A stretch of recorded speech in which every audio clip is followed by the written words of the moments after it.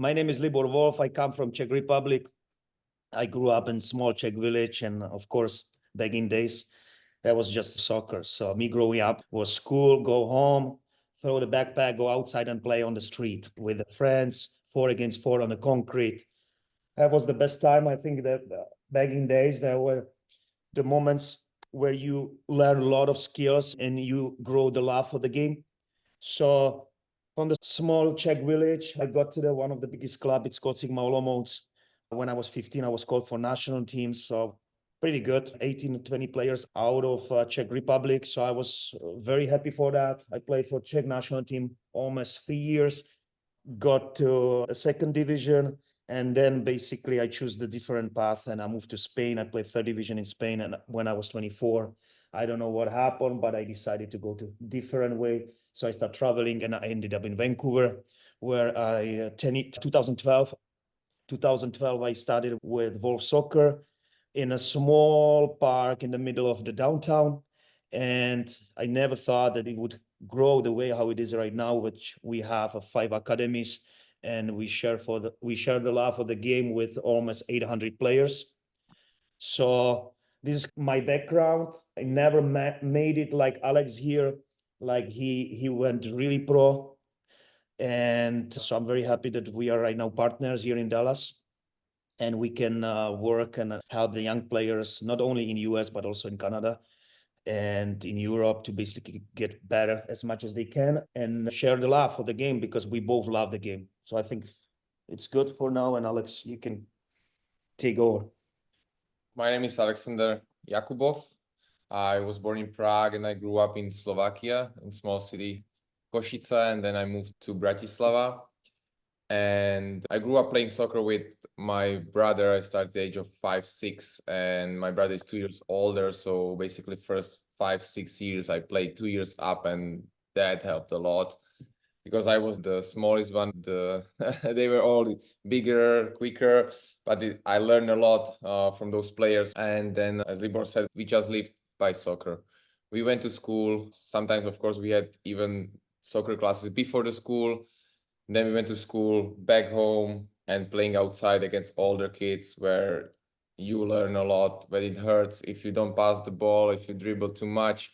Then the older kids, they don't have passion with you. They just take the ball, and then you learn how to be quicker and how to play smart. I went back to Prague when I was 15 to Sparta Prague, the Academy of Sparta Prague, and after 3 seasons, I went to FC Porto in Portugal. I got a 2 years youth contract, and there was no second team. There was under 19 and then straight A team. And in that moment, like, the first team was playing Champions League, winning Champions League in 2004. I was there in 2008. So basically big gap between under 19 and first team. I skipped school because of that, so I decided to leave after 1.5 years back home and finish the school and try to get professional there. After my injury, I had to go to 4th division, and through smaller clubs, I made it up to 1st division. When I was 27, so it was a journey, like up and downs in my career, but mostly I spent 2nd and 1st division in my career. And then I decided to quit when I was 29, and I moved to Vancouver, where I started to coach in Volf Soccer. And then we decided to go to States together. So we opened a company here, and we are both co-owners, and now we are here. Awesome. What made you decide to not go coach at a club, but start your own academy? Because I feel when you do play at a high level, talking to other folks that, like yourself, they have a knack for coaching and they enjoy coaching, and they want to go coach at a high level. So why decided you to go the avenue of building an academy versus trying to go get your own team at a high level or coaching at a club here in the United States somewhere? What made you decide to start this academy? The main reason was when I started in Vancouver. So I went to help one of the small team. I think they were like 11 years old boys. So I was just helping them on Wednesday night, and I was shocked the quality of the training, team trainings there. So basically no touches of the ball, very slow pace, no energy.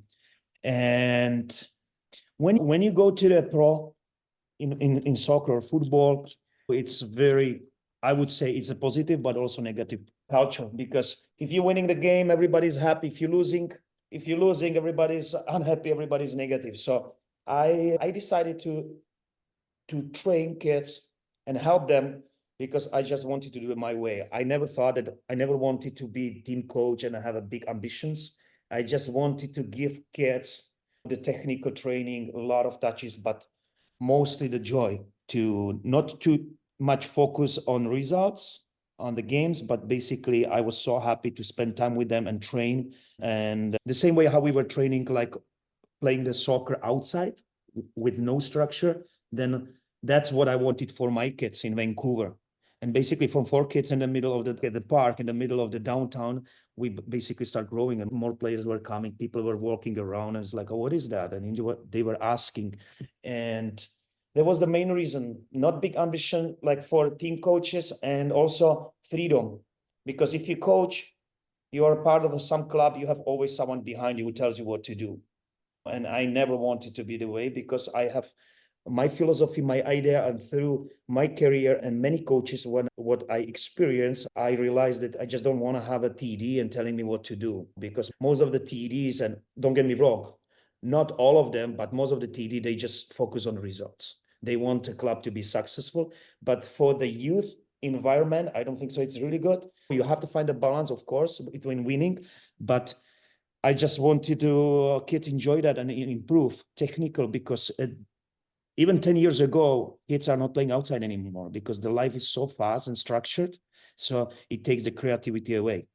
I wanted to say, okay, I'm going to build some program for kids to try to enjoy, make a mistake, but learn by mistake without someone yelling at them or screaming at them that they have to kick the ball and run. They have to. I was tired. Like, honestly, the way I was looking at the football at the training was absolutely different what I saw in Vancouver, and most of the club is just unbelievable bad. I'm not saying that way, because the coaches, they were just yelling at the kids. Coaches wanted to win the game, and the kids are not enjoying that. And I think the most important thing in sport in general is to enjoy, especially on the youth level. Once you get the pro, you will have a time for negativeness and other stuff.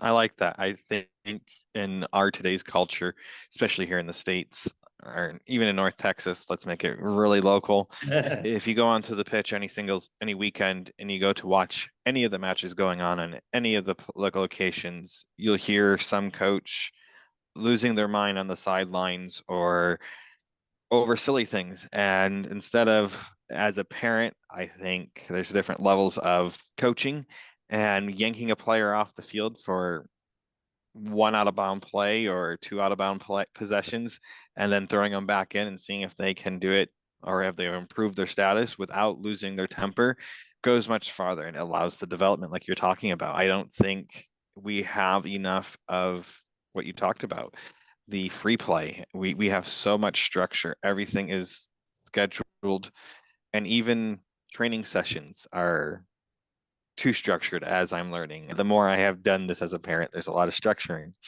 So what are your core philosophies then for Volf Academy, and how do you try to apply it? You said you had, I wrote it down, 5 academies across the world. How do you apply your philosophy then here in Dallas? And what is your philosophy? So our philosophy is, of course, the core is skills training plus the freedom of the play and those game realistic situation, 1v1, small games.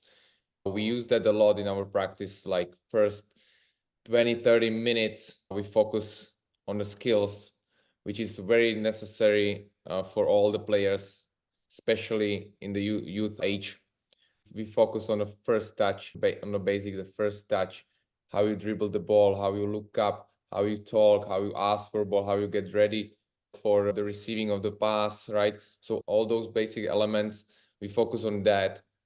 And then we apply those skills in the exercises for 1v1, 2v2 small games.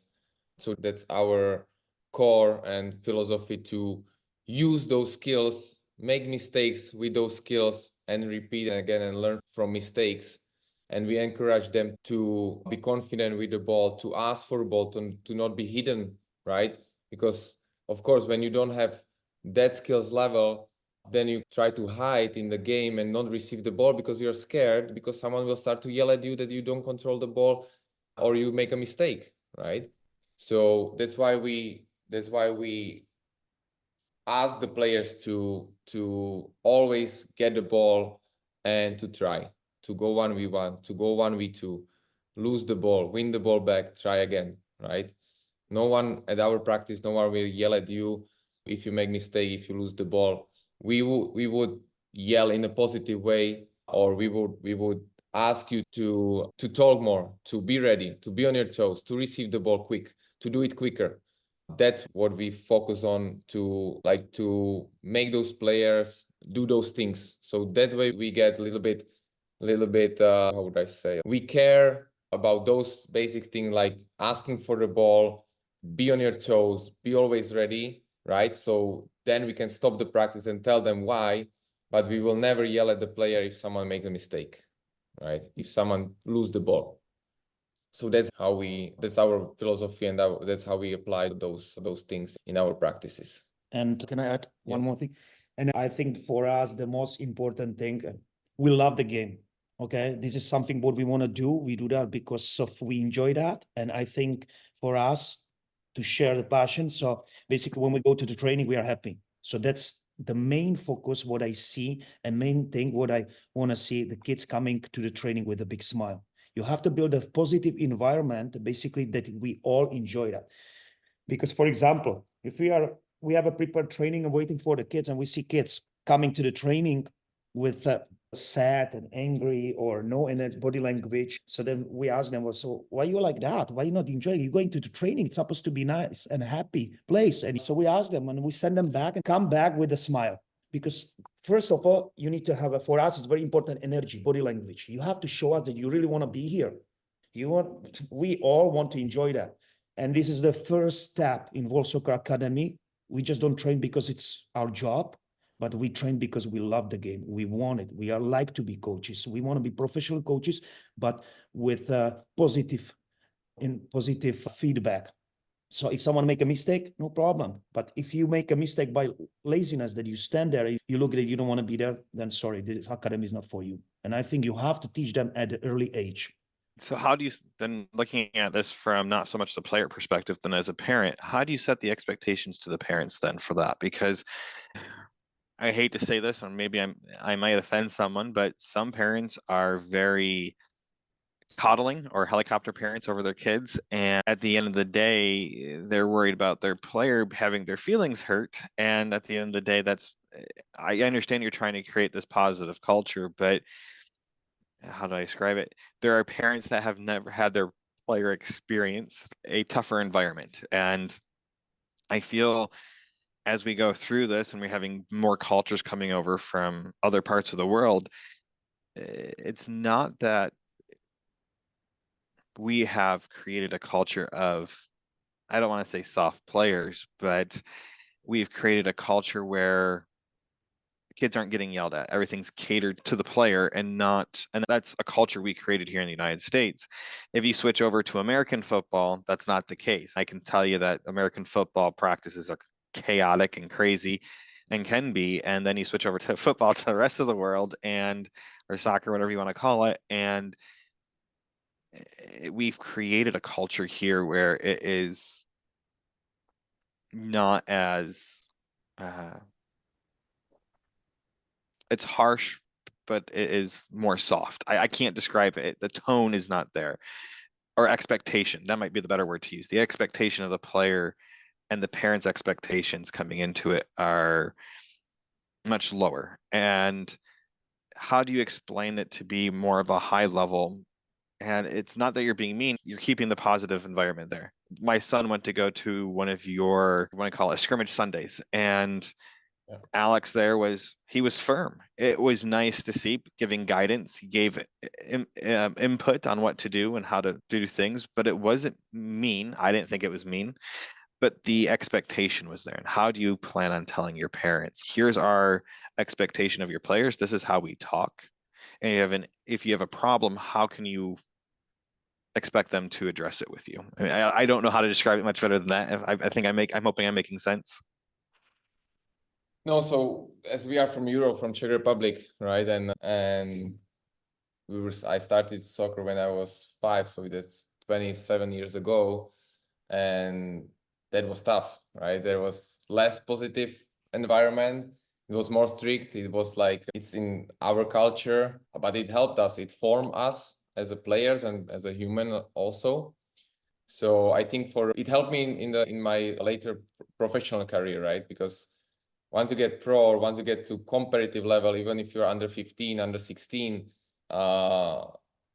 it helped you, right? Because you could expect a little bit more and tougher coaches, players. I was in Sparta Prague when I was 15, and every preseason I was sitting in the change room and expecting or waiting what striker will show up, and they want to take your spot. So you had to protect your spot every 6 months, right? During the preseason, there were new players. So since I was in that environment, I was ready to fight for your spot, right? Because there was only 20 players in the under 15 Sparta Prague category. There was no Sparta Prague East, West, North. There was only one Sparta Prague, and everybody wanted to go to Sparta Prague or to Slavia Prague. So you had to protect, and it was tough. But as you said, we are strict. We are not mean. Also, our academy is not for everyone. If you want to be there, you have to follow those rules. We would never be mean and yell at the kids, as we talked before, but we have to have some boundaries and some rules set for those players, and they have to understand that we take it serious, and we need those players to take it serious as well. Sometimes, of course, the parent want to take it serious more than the player. We never take it more serious than our players. But I think we have the mix and good balance between to be strict and have fun with those kids. Actually, 3 days ago, I received an email with the feedback that they were asking about our summer camps, and the feedback was that we have very positive environment with a good energy. So, yeah. I think that's key. Yeah, go ahead. No, I just want to add one thing. So over the 10 years, for example, like we are strict, but we want to be fun, right? Because the kid's supposed to enjoy with us. We are not like crazy that we're going to be yelling because you're going to take fun away. But for my past 10 years, me coaching, only 3 players I had to send out from our academy in Vancouver. One was a father disrespect me, basically. He disrespect me. I said, listen, no, we cannot work together. I cannot train your son anymore. The second one, there was a big divorce, and parents, they were using the child. And I said, until you guys sort it out, I'm not going to train your child because it's sad. Okay. I don't want to be part of that. And third one was just the boy didn't enjoy. He didn't want to be there. Parents were pushing him. And I said, listen, no, this is not finding different sport. I'm going to be honest. I'm going to save your money, save your time. He doesn't want it as you want. And there was only 3 main kind of things that I had to basically send the kids out. But you have to, at early age, you have to basically explain them. You guys parents drive you here. It's parents' time. It's our time. And soccer is a competitive. Even at early age, it's a competitive sport. And we are not babysitters. We tell them, we expect them to enjoy it, but expect them the rules. And if the parents, they misbehave, we tell them straightforward. And that's the one thing what I learned over the 12 years of working with the parents. I tell you truth. I'm not going to lie to you. Like some academies, they would tell you, hey, I'm going to make your son professional. I tell you the truth. I tell you that your son loves it. Your son has a potential, but you never know what's going to happen. Don't expect him to be professional, but because not even one person make it. In Europe, it's so competitive. So sometimes we tell parents, listen, this is not for Europe. And they are sad. They don't like this answer, but we tell them straightforward, focus on the school or don't go to Europe. It's very competitive. Your son is not on the level. And I think it's the right thing to tell them instead of sending them to Europe and giving them high expectation, because we see that from our perspective, right? Alex said, back in days in Europe, it was competitive. We had coaches, they were physically abusing us. And they were harsh. But now the time is different. The world has changed, which we understand, but we still want to keep the competitiveness with a lot of fun. I think you touched on it. It's serious but structured. You can have a lot of fun within those parameters. Just because there's structure and you're serious does not mean there can't be any fun. I think parents and kids, I think most people don't understand that you can have parameters and boundaries, and that's Alex's word that he used, that you can also have so much fun with inside of that. And I think we have to re-educate ourselves, because how competitive the game is, that we have to listen to the experts that are out there and listen to what they have to say. I will say there's a lot of skills coaches here in North Texas that have played at high levels, and some have never played at high levels. They're just good at technical training. And I think, like you said, truth. I think truth is such an important concept to have, because parents get wrapped up in the idea. We talk about here in the United States, about 1% of all soccer players end up being a pro. They never talk about what level. There's multiple levels here in the United States. And I got thinking about that, and I always want to have that conversation when they give that stat, is how many of those 1% or less players end up going to skills, going home and just kicking the ball and putting pretty much a hole in the wall in the home, because they're playing so much. Yeah. And I think if you start looking at those numbers, so if you take that, you have 1,000 kids, out of the 1,000 kids, you might have 50 kids that are truly dedicated to the game. And now you're taking those 50 kids, and that 1% now becomes a larger number, because they're obsessed. They love the game. And I don't think parents see that, but that's a whole nother topic on another day. As you're building the structure and boundaries, yes. I would like to go back to fun and strict. Don't get me wrong, in professional soccer, there is a lot of fun, right? Even during the practice, there is fun. You see all those videos, all the big players, they have fun, but they know how to switch to serious mode, and they don't know when to have fun and when to train hard, right? We have 60 minutes for the skills training, and 60 minutes is gone like that. So if you spend 10, 15 minutes just talking, laughing, and disturbing players, then would be helpful for everyone, right? So in those 60 minutes, there is of course time to fun, but you have to know where to start to work hard and switch to get serious, because we have 10 players in a group, and most of the players, or I would say all of the players, are there to get better, right? So if 1, 2 players start to have fun more or disturb the other players, it's also not fair for the rest of the group when they want to improve, right? So that's why we explain them, listen, we have 10 players. Either you all take it serious, or we will be sending you home. If you don't want to take it serious, you have to find something else, because then you slow down the group. Then it's not, as I say, it's not fair for the rest of the group.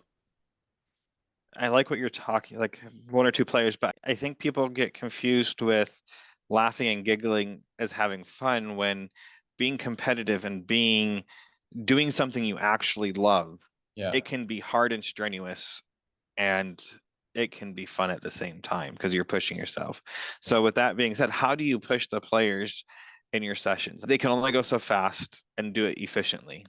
So how else do you, other than telling them to push, is there ways that you push them to be more efficient at how they're doing it?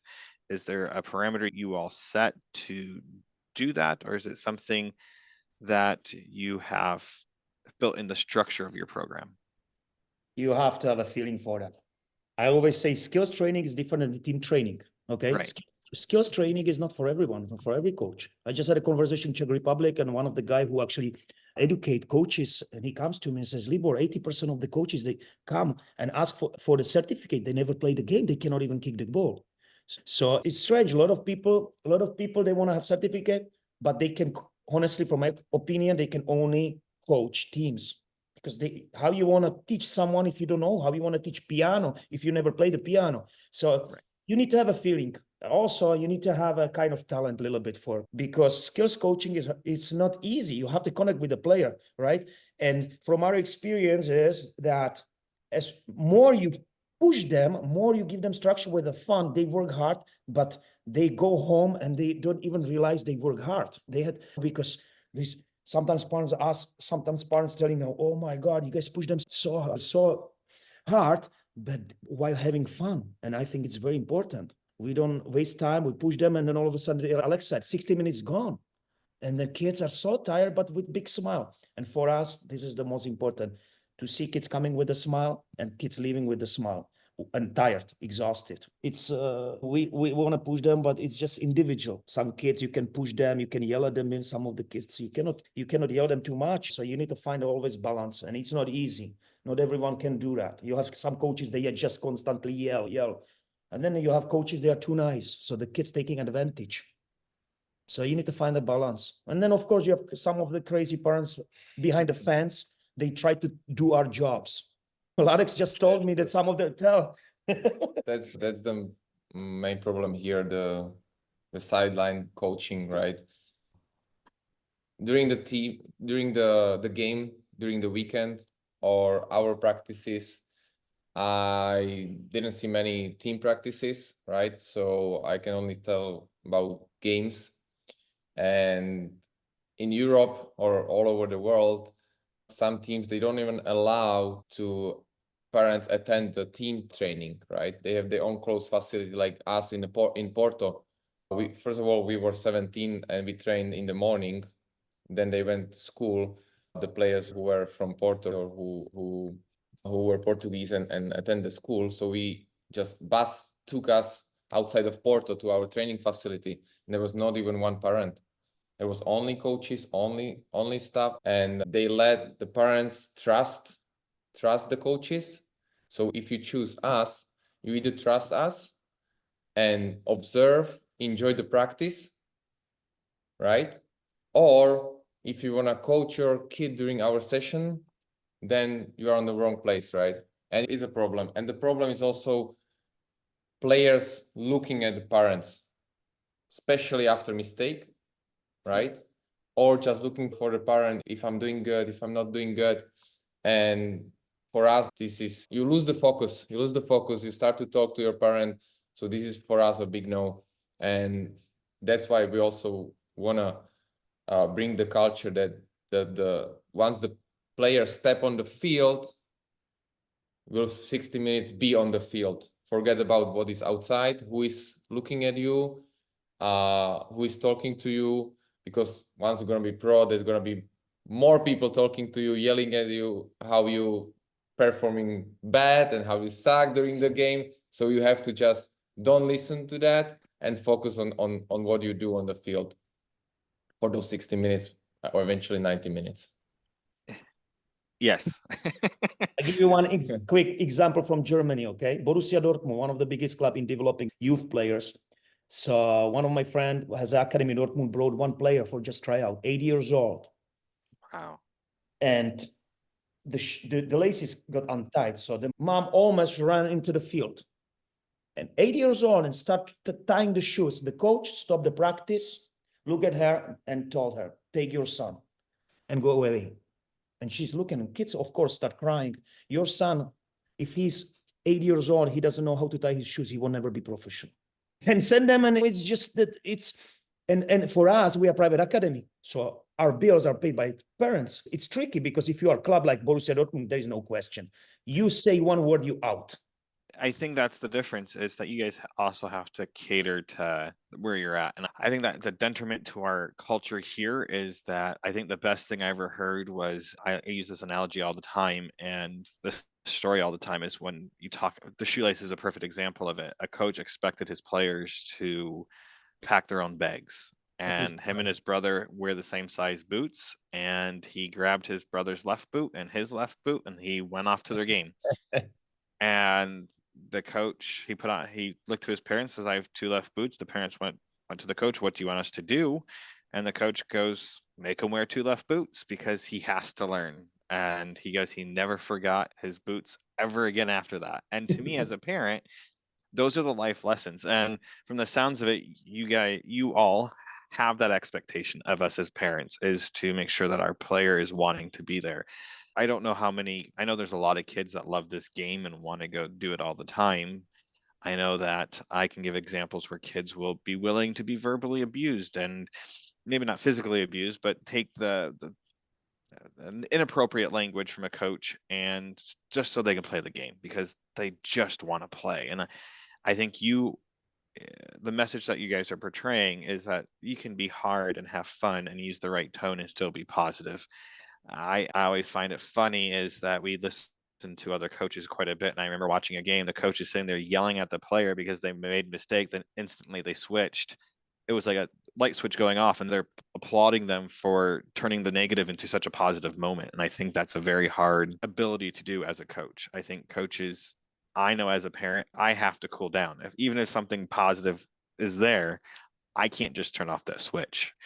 And from the sounds of it, that's what you are trying to create. Now, what programs do you guys offer in the beginning? So let's start with the younger ages. Let's start with U8 and younger. I don't know how young you all go, but let's start with U8 and younger and work our way through the programs. I would like to just go back to the positivity and negativity. You always have to end up the practice with the positive words, right? Especially with the majority of the players, with the younger players, right? As you said, some of them, they like it that some coaches yell at them because it makes them feel that they're getting better and tougher. But we always try to finish the session with the positive words. We start at the age of 6 up to 16/18, and so we have either complete beginners, or those kids are already in the clubs in early age, advanced up to elite players, right? Most of our players are already in the clubs. We don't have recreational players. Maybe, if I recall now, 2, 3 are trying to get the club, 2, 3, 4 players from recreational. Since we keep the same or very similar skills level, then we always have to invite the player for a tryout. And there was few kids that we had to tell them, unfortunately, they cannot be in our group because the level is not there. They have to either find another academy where they focus more on the recreational or really beginners and then come back, or join the club, get the basics from recreation to club and then come back. We have 6 to 9 years old. We teach them the basics, the fundamental of the soccer, right? Which is the most important, because if you skip this development, then age of 10, 11, 12 is very hard to go back. We have some players age 11, 12, they are coming from rec, and it's very late. It's too late for them. A lot of touches on the ball for the younger age, and very competitive small games. The kids can focus for a certain amount of the time. So we have 60 minutes of training. Let's say we give them 20 minutes of skills, but very slow. We teach them basic, like Alex said, but we focus. Let's say we have our methodology is teaching them cuts, moves, tricks, fakes, but we don't jump from one to each up to second one like in short amount of time. So we teach them properly and slow. They need to learn it by repetition. And then at the end of our practice, we give them game, because the kids, they naturally want to play game. They want to compete. So if you just drill them, then all of a sudden say, oh, it's not fun anymore. Some kids are okay with that, but most of the kids go there, they just want to have fun. But it's not going to be always fun. So you need to find a balance between teaching them by repetition and then lose it. Give them the game. Once they get older, of course, they are already on the level, they can do our cuts, moves, right? Then we'll push them with the speed. So we make them to do moves and cuts in much quicker way that they make a mistake. So the early age about just fun and teaching the basic ball control, competitive runs, sprints in the game. Then we're adding, with the older kids, we're adding pressure, either from the player, from the coach. We're adding brain kinetic exercises with the colors. They have to connect brain and then upper body, lower body. Step by step, everybody would say, like, when you build a house, you start with the foundation and then you can build more. And I see some academies, or I see some coaches, some players that at the early age, they are doing more advanced stuff that they should be. That's our philosophy, and that's what we believe, that you have to master first those basic skills before you move to more advanced training. Basically street soccer. Street, like we told you like before. The life is so structured. Kids are so structured. They go to school. They tell them what to do. They go to training. Coaches, they make the cones. It's like circus. Imagine 8 years old boy or girl comes to the training. Everywhere are cones. Says, oh, this is not the freedom of the play. This is, I just want to play. The cones are giving them, they get in anxiety. So we wanted to build a program for kids with freedom of the free like play and also less structure. Like we used to, like the street soccer. A lot of touches on the ball, making mistakes, and that's what we do. Sometimes we try to keep the competitive groups because then we can push the player. So you see a lot of, I think Coach Alex can tell you more about it because he's here more often, but it's a lot of skills coaches at the park here. The range of the age is so like big, the gap is so big. So how you can train 15 years old girl with 10 years old boy at the same time? It's impossible unless you do individual stuff. Now with the street ball philosophy, my understanding, it was not always you might have an 8-year-old with an 18-year-old in that group too. And that 8-year-old will be challenged by the 18-year-old, but the 18-year-old's not going to go in there and level the 8-year-old. But in time, that 8-year-old will be a little bit older, and that 18-year-old can now play harder against that 8-year-old because they have the skill set. So I get what you're saying. You need all this so they can progress faster. I feel not that 18-year-old might be at their top level and that 8-year-old's only playing catch up. So I get what you're saying. And with your street soccer, I just, as a parent, there's no place here to go play street soccer. Everything, like you said, is so structured. And just to call up friends, I'm 40, so I'm going back when I was a kid. We played basketball from sun up to sun down every single day during the summer in between chores. So there was no inside unless it was raining. And that was my memories as a kid, but we disappeared for 12 hours a day and didn't come home, pack ourselves lunches or just come home for lunch or a snack and back out the door, riding a bike 1 or 2 miles from home. But this is a worldwide problem right now because the life is so hectic. In Vancouver, for example, you cannot just let kids go outside. It's dangerous. Honestly, it becomes dangerous. You're not going to send your 8 years old go, especially I'm talking about downtown or something like that. Unless you live in a small village and you know the surrounding. So you're not. So this is basically, even in Europe, it has changed. Only maybe in Spain. Africa is different. They play always outside if they have a balls equipment. If you give them, they play for 12 hours. But you don't see them anywhere else. It's like the life is so quick. It's quick, and there are phones, right? I see players until the last moment to be on the phone, and then the first thing after the practice, they just check the phone, right? There's also big problem. I think also like adults have problem with that, and I spend a lot of time on the phone, but I know where there is a practice, there is a no phone policy. So we tell our players, like, don't bring your watches, okay? First of all, you can injure someone. Second of all, don't get disturbed by the watches. So everything, leave outside of the field, bring your water, focus for 60 minutes. We are talking about that everything is structure now, and there are a lot of distraction for the player. When you saw Alex comes to training as a soccer boots. Of course, this is our culture. You look like you behave like a coach. You see a lot of coaches training, skills training with runners.